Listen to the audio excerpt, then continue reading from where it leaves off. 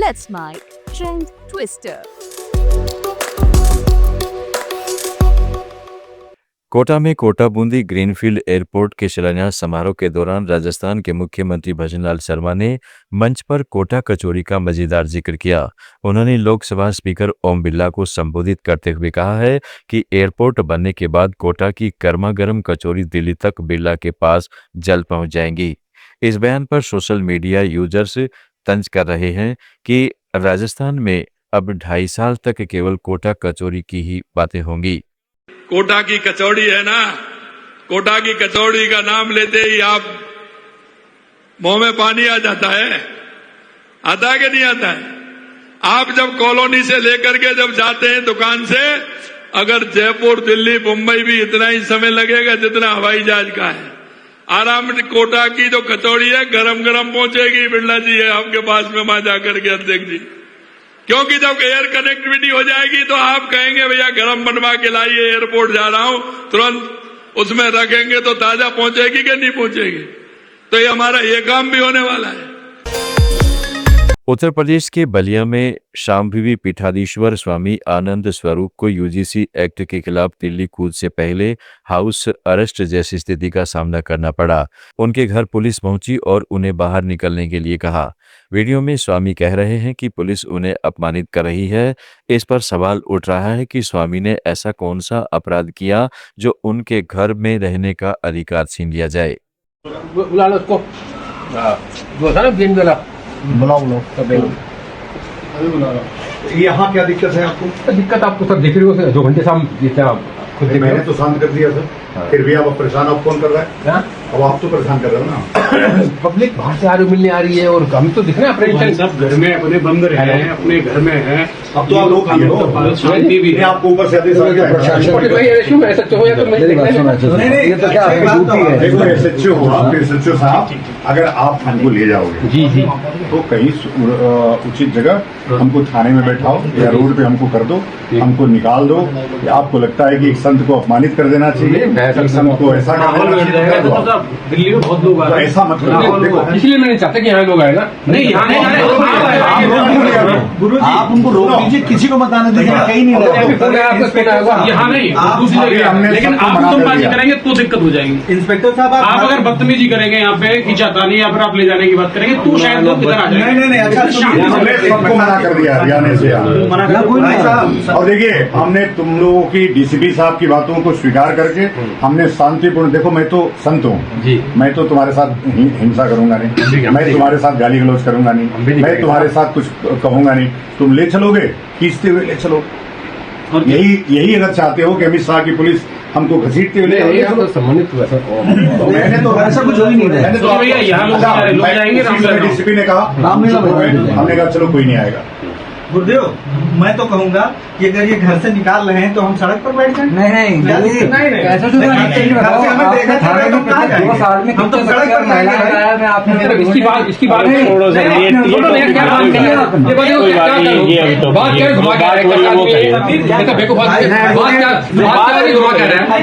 भाई साहब सबको बोलेगा। अच्छा जैसे राहुल गांधी ने एक इंटरव्यू में कहा है कि अगर मैं राजनीति में नहीं होता तो शायद एरोस्पेस के क्षेत्र में कोई उद्यमी होता। मैं एक पायलट हूं और मेरे पिता व चाचा भी पायलट रहे हैं। यह हमारे परिवार की परंपरा रही है। राहुल गांधी ने बताया कि उड़ान भरने का शौक उन्हें बचपन से है और राजनीति न चुनते तो हवाई जहाजों की दुनिया में नई ऊंचाइयां छूते। I just wanted to ask you, if you are not a politician, if you are not in politics, would you have worked for a company? If so, would it have been a tech company, or would you have started up something of your own as well? Well, you know, one definition and the one I'm best known by is a politician. I actually do many other things. So I find these definitions, oh, you're a politician, you're a technocrat, you're a techie, you're an engineer. I think these are very constricting definitions. But the answer to that, I would, if I wasn't in working for a political organization, I would probably be doing some sort of entrepreneurship, probably in the aerospace world. I'm a pilot, so, and my father was a pilot, my uncle was a pilot, so we have that little strain. Very interesting. Yeah. Yeah, we also have a space park now being built in Kerala, so hopefully we'll have some innovations coming there. We have a couple of questions that we have from the audience as well. So we have Vinod Subramaniam here.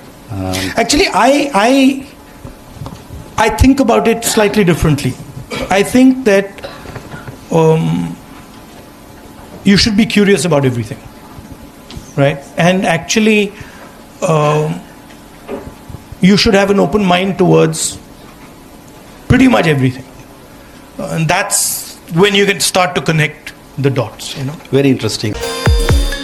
Siliguri में राष्ट्रपति द्रौपदी मुर्मू ने international आदिवासी conclave को लेकर राज्य सरकार पर उठाए गए सवाल चर्चा में है।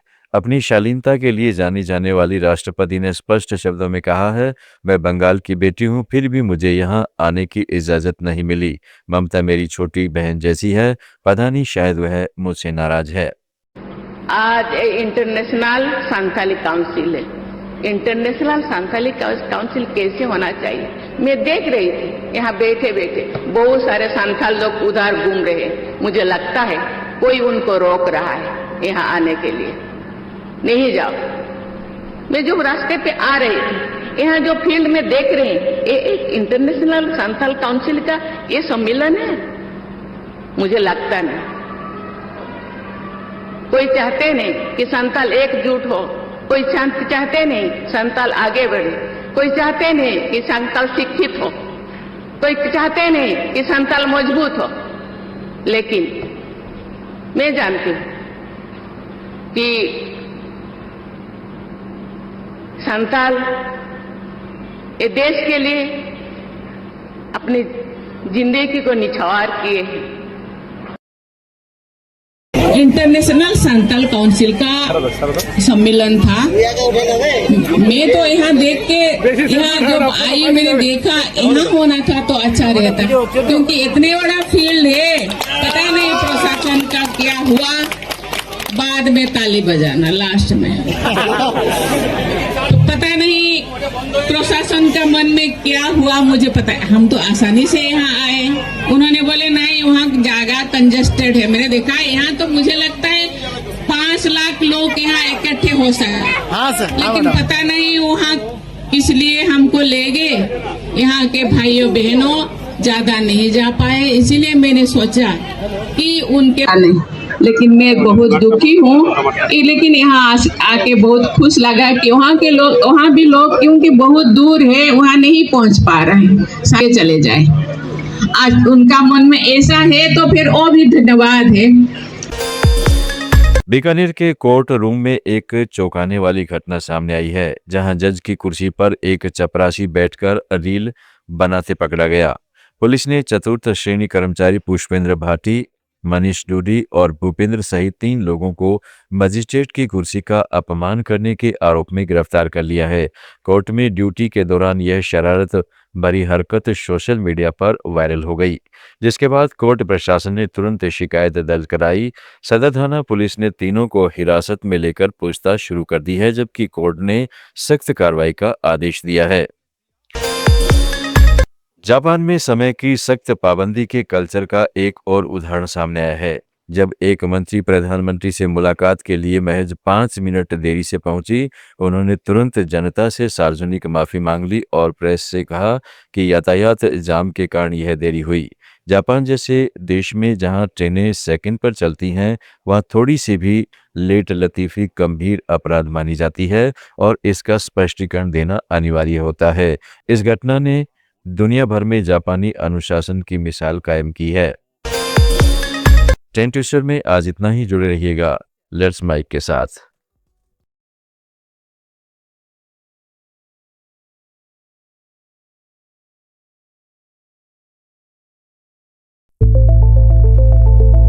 It's time for news. It's time for more than radio. Presenting the first radio news app, Let's Mic. Let's